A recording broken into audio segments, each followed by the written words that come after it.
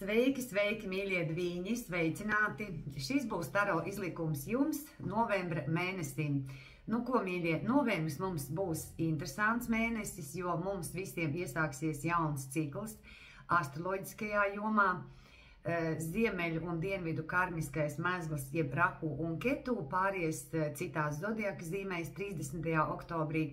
Rahu pāries ziltiņās un Ketu pāries jaunavās. Un tas mums turpināsies pusotru gadu. Šādā pozīcijā viņi atradīsies.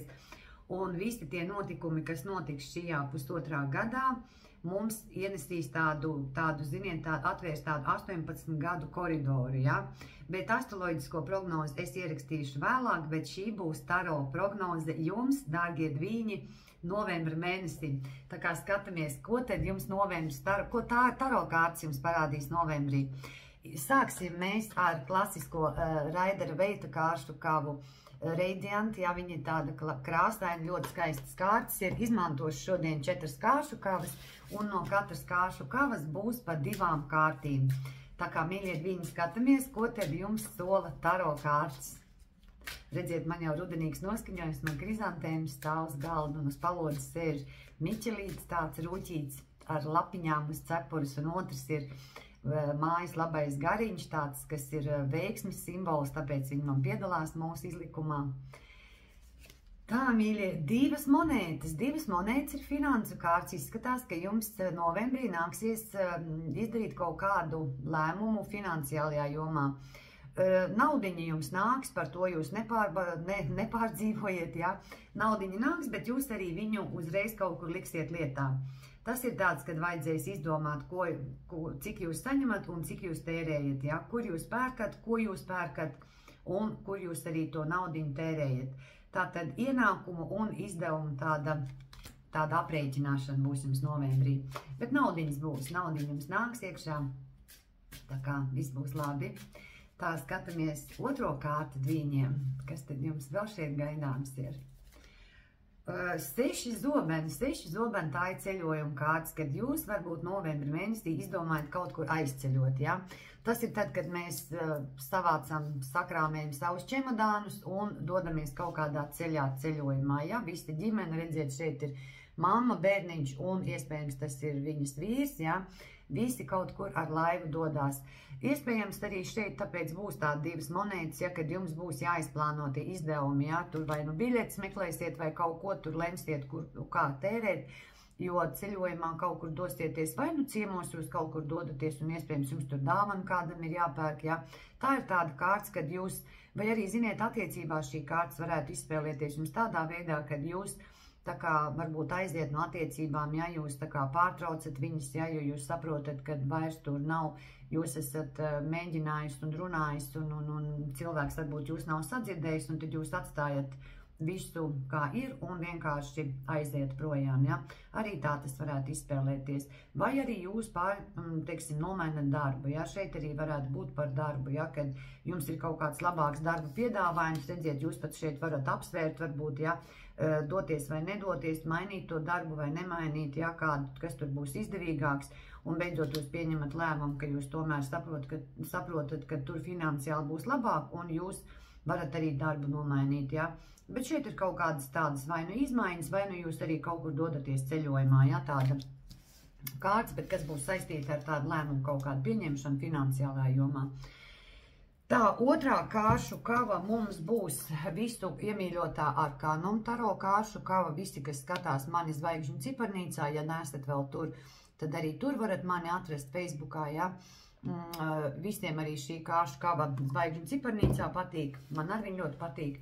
Un tad skatīsimies 2 kārtas no šīs kāršu kavas, ko tad jums rāda, ko jums sola novembris, ko šīs skaistās kārtas jums parādīs dviņi.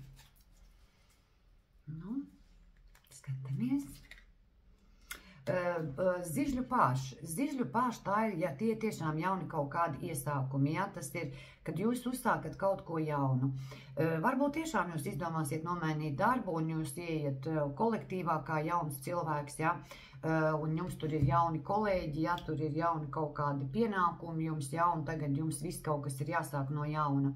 Šī kārts arī var norādīt uz to, ka iespējams pāri tie parasti ir mūsu bērni vai mūsu mājdzīvnieki, ja? Vai arī mūsu tādi padzīvojuši kaut kādi radinieki, ja?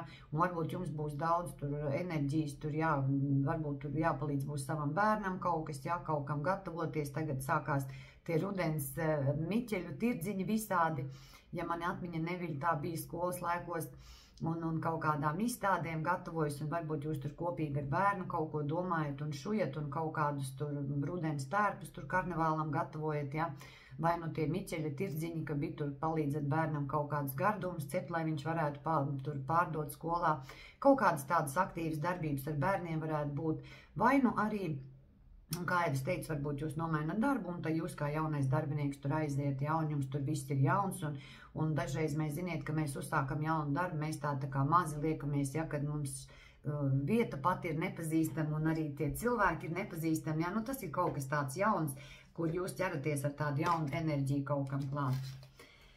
Vai nu jūs parūpēsieties tur par saviem mājdzīvniekiem, varbūt tur vedīsiet viņus tur daudz, vai nu pastaigāt, vai nu pie kādiem vetārstiem varbūt ir jāvada, vai nu kaut kādas tādas darbības ar jūsu mīlulīšiem būs, ja? Tā, otrā kārts mums, jā, dvīņi. Vecākais arkāns velns, nu, ziniet, ko, tas ir kaut kādi, tie ir kaut kādi izaicinājumi.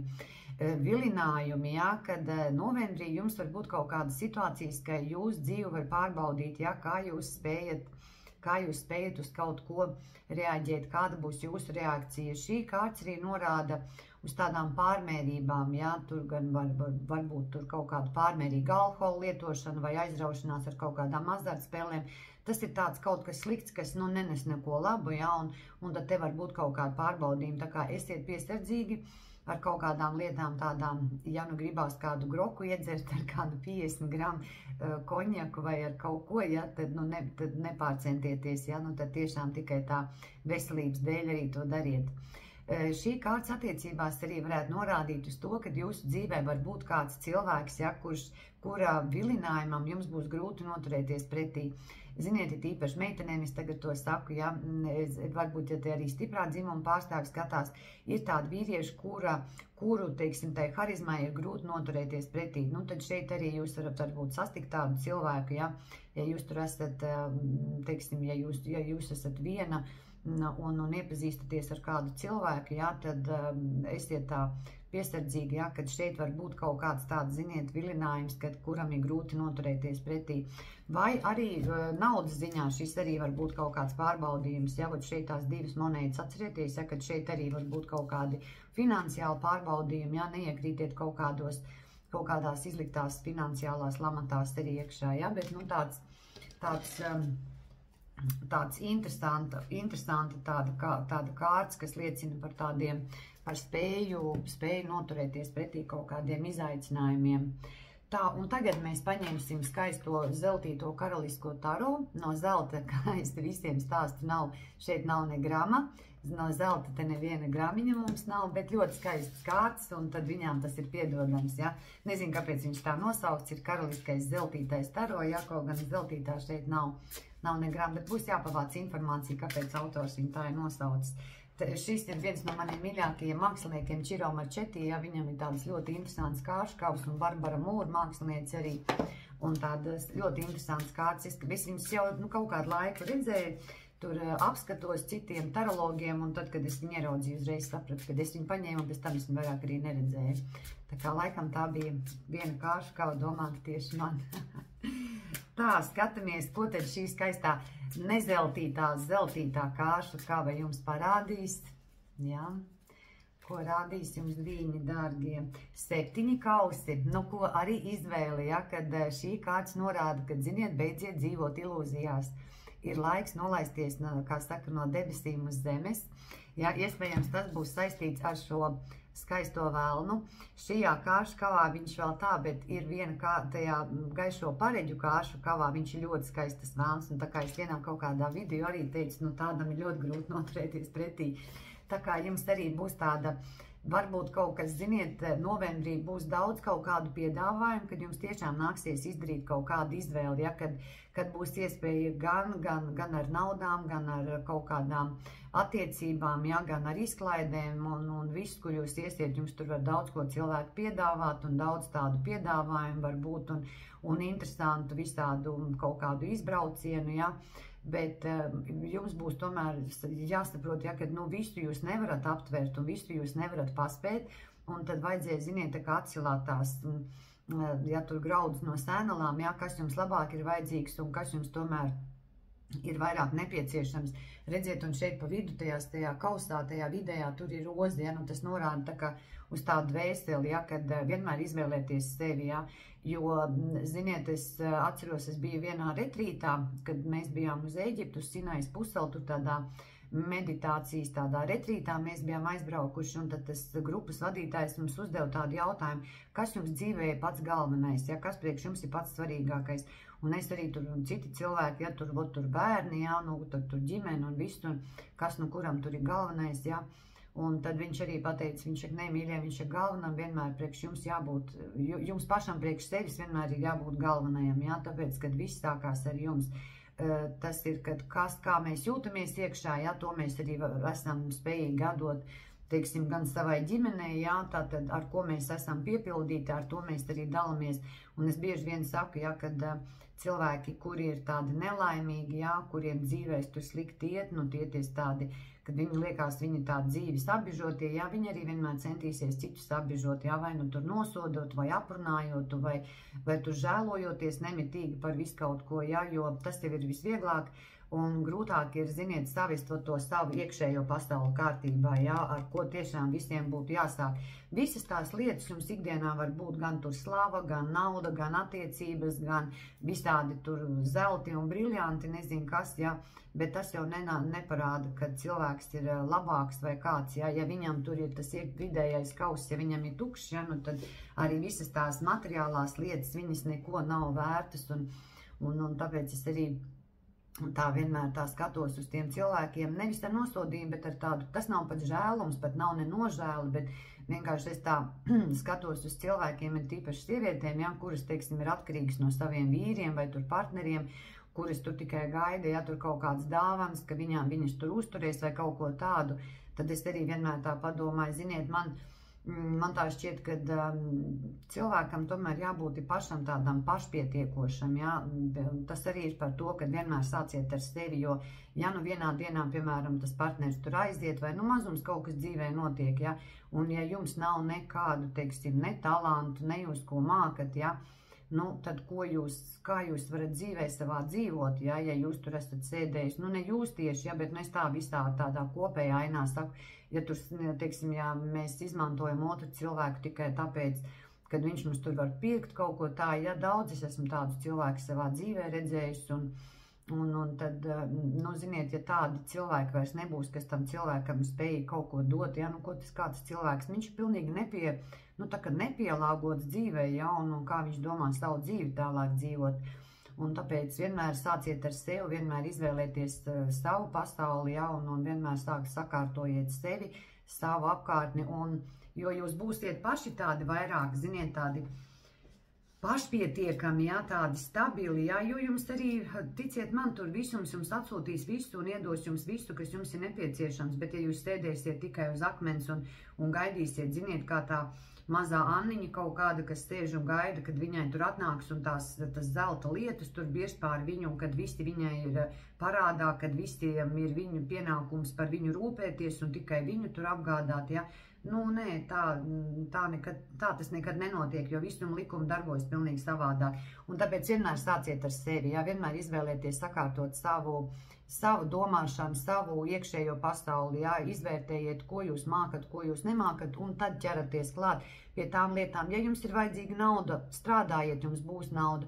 Ja jums ir vajadzīgas zināšanas, mācieties, jūs apgūsiet zināšanas, atkal jūs būsiet par vienu pieredzi jau bagātāks, un jūs varēsiet tā, ziniet, laimīgāk dzīvot, jo es saku, vienmēr viss sākās ar sevi, nekad negaidiet no otra cilvēka neko, vienmēr paļaujieties tikai uz sevi, un tad jums tiešām arī visums jūs apdāvinās ar visiem tiem pārējiem 6 kausiem. Tā, un otrā kārts, mīļie dvīņi, kas tad jums šeit būs? 8 kausi. 8 kausi, tā ir tāda kārts, ka tiešām jūs varat, ziniet, saprast, ka viss tomēr mana dzīve mani neapmierina, es gribu kaut ko vairāk. Un jūs dodaties vai nu mācīties, vai nu jūs tur ejat kaut kādos kursos, lai papildinātu kaut ko sevi iekšā, lai jūs justos vairāk tā kā apmierināts. Redziet, šeit viens tāds robiņš vēl ir tā kā brīva vieta, kur to vienu kausu vēl var ielikt, ja? Un tā tad jūs saprotat, kad jums vēl varbūt kaut kāda pieredze pietrūkst, ja?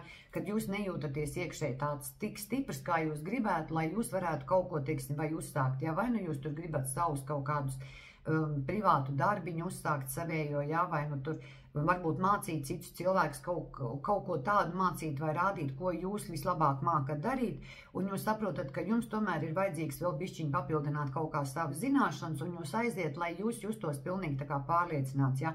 Jo emocijas tie ir, kaus tās ir mūsu emocijas, tās ir sajūtas.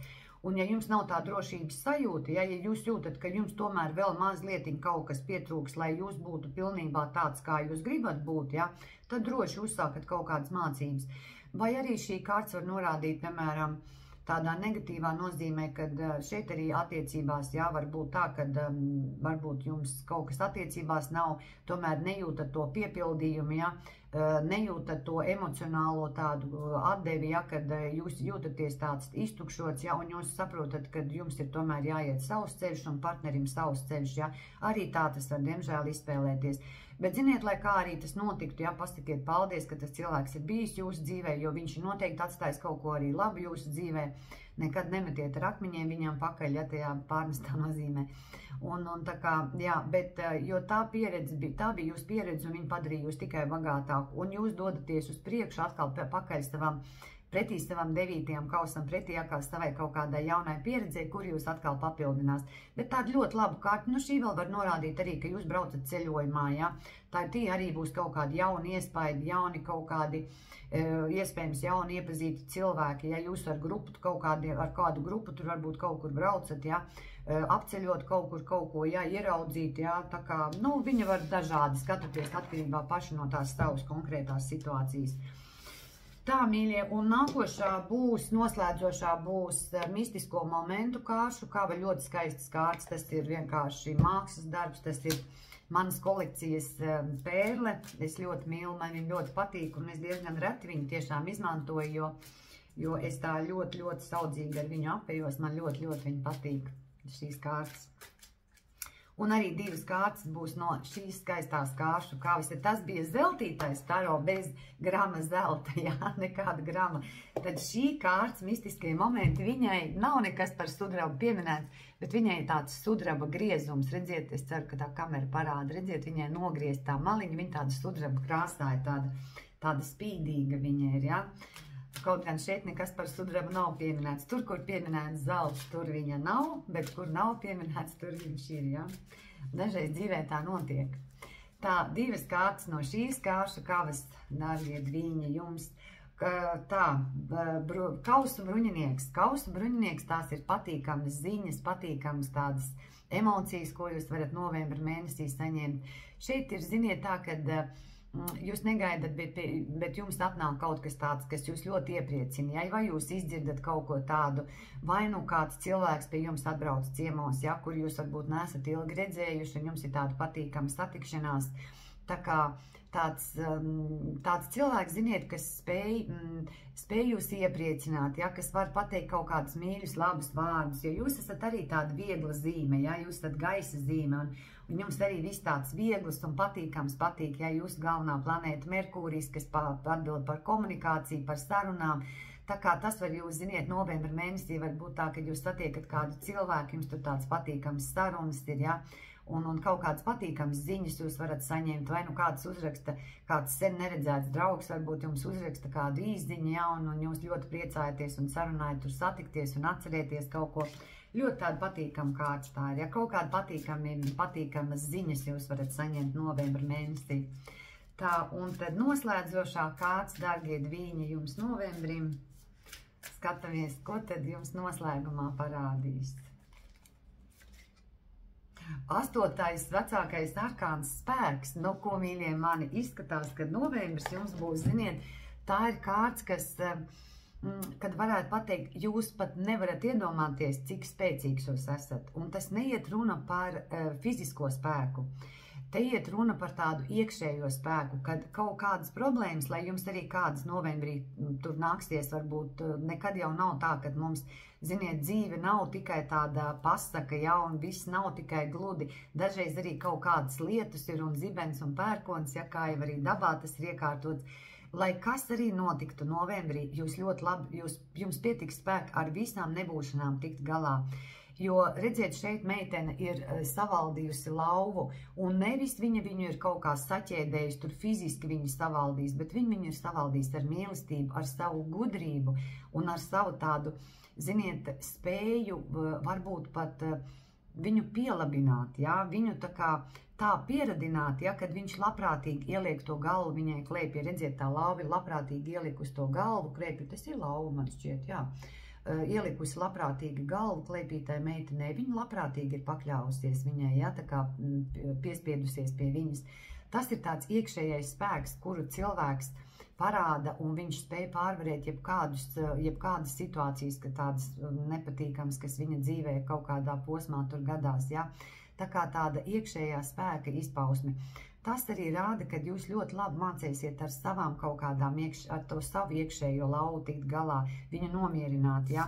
Jo, ja mēs atceramies, ja jums bija šis vecākais arkāns vēlns, kur jūs vēlniņš tāds dīdīs, un kad gribēsies, ziniet, tāds kaut kādos nedarbos, tur ieslīdēt iekšā kaut ko sastrādāt, tad jūs ļoti labi mācīsiet saprast un atšķirt, kur ir pareizi un kur ir nepareizi, ja?